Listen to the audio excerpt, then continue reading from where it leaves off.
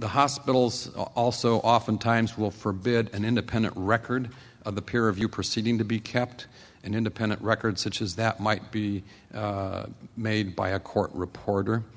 And again, the hospital wants to maintain control of the record. That's the idea there. Differential treatment, where a targeted physician is treated more harshly than other physicians in the same or similar circumstances. Unfortunately, we do see discrimination as an underlying motivating factor in some sham peer reviews, and in those cases you will find that whoever the physician is being treated much more harshly than others in another ethnic class or gender or whatever, and it gets to be pretty clear. Just to take a very quick survey question, I know we ran through this fairly quickly, but are any of the tactics that I just reviewed here, do you feel that any of those are fundamentally fair and comply with due process for the accused physician? Does anybody feel that way? And we're seeing no hands. Let's talk about some survival tips. First and foremost, be aware of what is going on around you. If you've not done so already, it doesn't hurt to sit down and read your medical staff bylaws.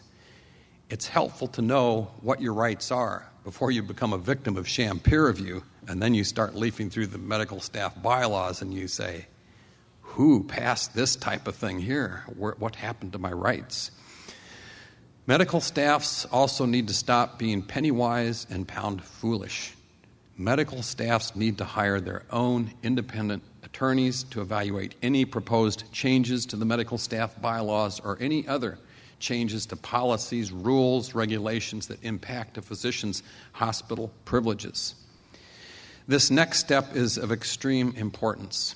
There are new JCAHO medical staff bylaws guidelines, and they tend to favor the hospital in terms of being able to manipulate some of these policies, rules, and regulations, which tend to appear in administrative manuals associated with the medical staff bylaws, but not be in the medical staff bylaws themselves.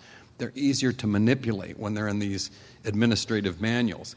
This next step is very important. Medical staffs need to deauthorize their MEC, the Medical Executive Committee, to act on their behalf in between regular medical staff meetings with regard to medical staff bylaws, policies, rules, or regulations that impact a physician's hospital privileges.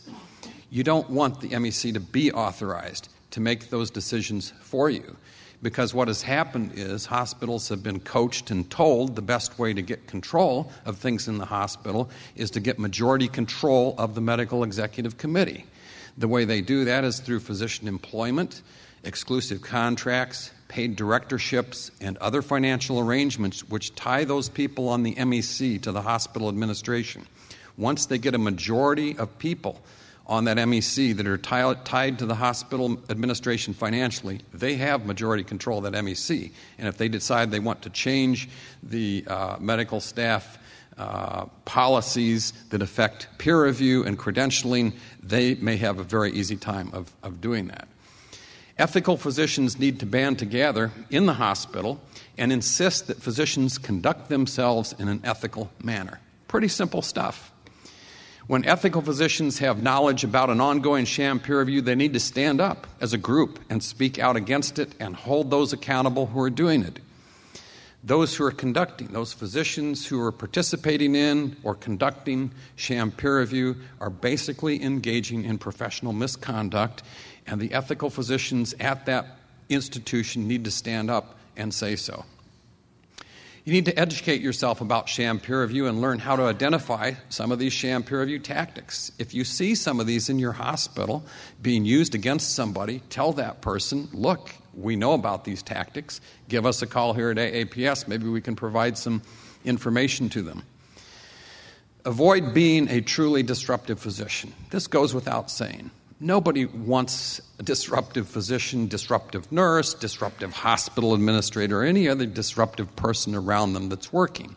So you don't want to be a person who throws sharp instruments in the OR, who is yelling, screaming, running drunk through the halls or whatever. I mean, you want to avoid being a truly disruptive physician. What I'm talking about here is falsely applying the disruptive label to people who are not disruptive. You do need to act professionally at all times and observe the golden rule.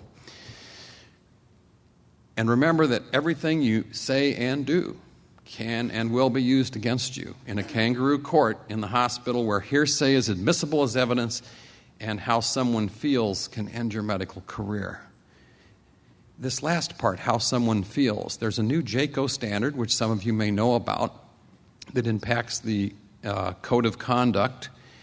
And it basically incorporates the idea that facial expression and body language can be used to label a physician disruptive. So if you have a nurse that you've made angry at you for whatever reason, all that nurse would have to do is say, "Doctor, I find your facial expression to be highly demeaning and intimidating. I find your body language to be intimidating and demeaning," and that's all it can take to label that physician disruptive and ultimately end that physician's career. Because if you have an adverse action taken against you in a hospital based on disruptive physician and that adverse action goes beyond 30 days, it gets reported to the National Practitioner Data Bank, and when that occurs, in most cases, the physician's career is over. Disaster preparedness. If you receive a certified letter tomorrow notifying you that you've been summarily suspended because of an accusation of disruptive physician or something else, what will you do? Who will you call? Do you have a backup plan for continuing to make a living if you lose your hospital privileges? These are something that it pays to give some thought to before it happens. If you are attacked via sham peer review, call AAPS. We've gathered quite a bit of information on some of these tactics. Sometimes we might know attorneys who are knowledgeable on this in your particular area, or we can simply provide other helpful information. You need to obtain competent legal representation early on, organize your documents, create a concise summary timeline, and organize your physician support. In malpractice cases, what do attorneys generally tell physicians? They tell them, don't talk to anybody about anything. It turns out, however, in sham peer review, that may not be good advice. Sometimes it helps to essentially go public, and in particular to talk to other ethical physicians at your hospital or in your community and let them know what's going on. Because a lot of this occurs in secret behind closed doors, and your ethical colleagues may have no idea what's going on, and oftentimes the physician who's been accused feels stigmatized and doesn't want to necessarily talk to people about, gee, they've accused me of this, this, and this. There's also a recent news clip. I can't really play it for you. It takes too long, but the link is at the bottom here if anybody's interested in this link. This was a physician who says she was a victim of sham peer review in the Detroit area. She went public to the local TV station, and they ran a very interesting and nice piece on that. For any of you who would want to see that, I'll provide the link to you. And that's basically what I wanted to say today as far as the tactics. These are things that you need to know about if you practice in hospitals, if you practice in large clinics. Sometimes large clinics do it, and it sometimes applies to the medical board level as well. Thank you very much.